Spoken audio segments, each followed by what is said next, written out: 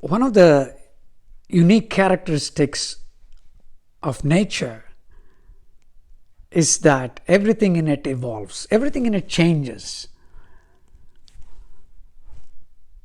And most of the times the changes are progresses. So there is evolution. We humans evolved as well. We were part of nature once upon a time, like any other wild animals, barely surviving. Then we evolved and learned to use tools to hunt better, and started migrating, looking for areas where we could forage more, because we didn't want to always rely on hunting. So we looked for areas where nature would provide us some food. So we kept moving. We came out of Africa, but as we were migrating all around the world,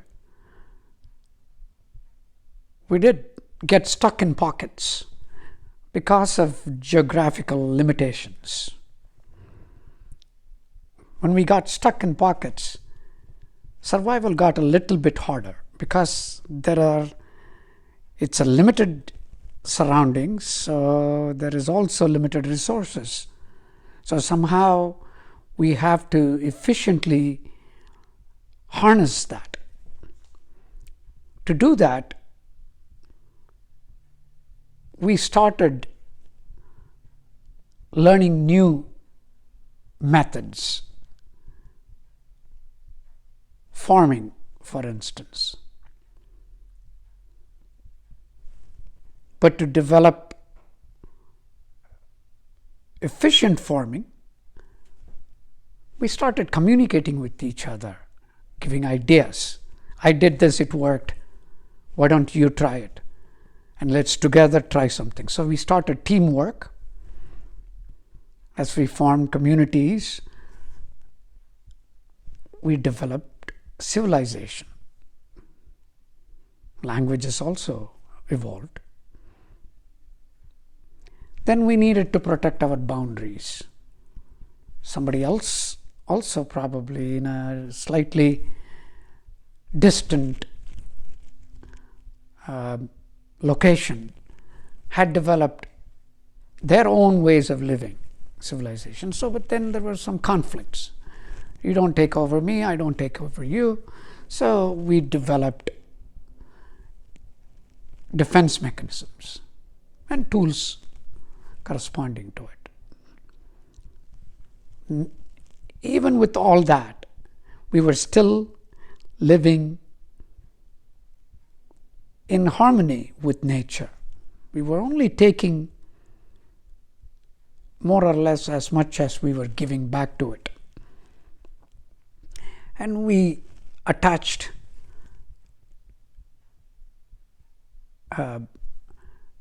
divine characteristics to everything around us, so that we would respect them. We made cows are holy, for instance. Trees are holy. All animals are holy for us, because each one we attributed to a specific deity that we had faith in. So we had sort of a system that allowed us to be part of nature and be one with it without disturbing the balance. Then came the Industrial Revolution. We still were sort of continuing with that harmony, but then over time, our desire for comfort has, in our beliefs, led to some imbalances in the nature. In other words, we seem to be taking more than we are giving back. So there is depletion of that, overproduction of this, and so on and so forth, which we are worried that is causing environmental anomalies, some might call catastrophes. So we are also developing solutions to it. Gita, in the next two verses, alludes to it, sort of says that is somewhat illogical.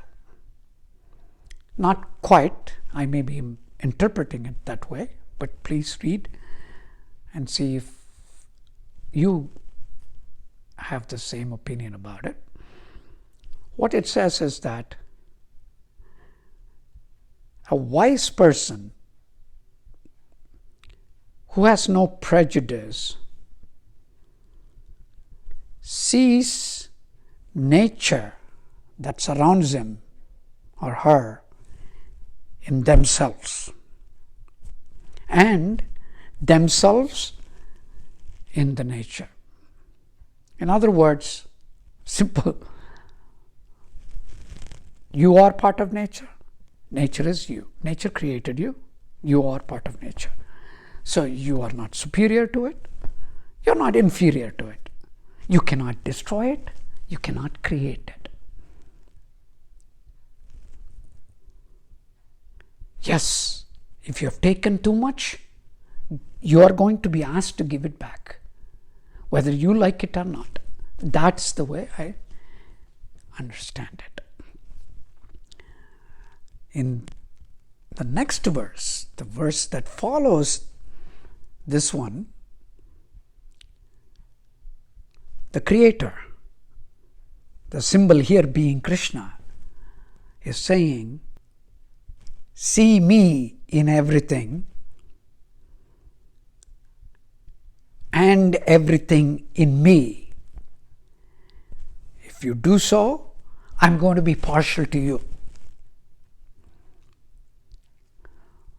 So, if you see yourself to be nature, and nature is in you, and then again Krishna says, see me in everything, and everything is in Krishna, it means that God created nature, or whatever the original creation is, creator is what is in everything, and you are part of that, and therefore everything is in you as well. It's a very easy, logical argument to make us not discriminate or differentiate us from our surroundings. If we do that, of course there will be harmony.